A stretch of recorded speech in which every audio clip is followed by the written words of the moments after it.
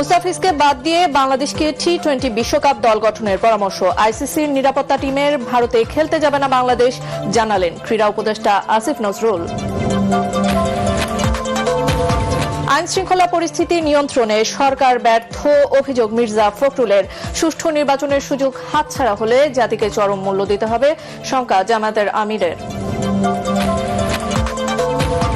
আপিলে প্রার্থিতা ফিরে পেলেন আরও ৪১ জন। মব সন্ত্রাসের কারণে নির্বাচনী কার্যক্রম চালাতে পারছে না জাতীয় পার্টি, অভিযোগ শামীম পাটোয়ারির।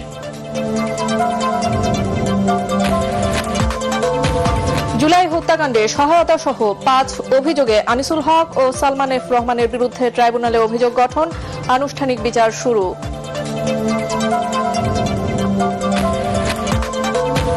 এলপি গ্যাস সংকটে সারা দেশে চরম ভোগান্তিতে গ্রাহকরা। সংকট কাটতে আরও অন্তত ১ মাস লাগবে বলছে আমদানিকারকরা। এবং তারেক রহমান প্রার্থী হওয়ায় পাল্টে গেছে ঢাকা ১৭ আসনের ভোটের সমীকরণ। ভোটারদের মাঝে ব্যাপক সাড়া, জয়ের আশাবাদ জামায়াতের প্রার্থী খালিদুজ্জামানের।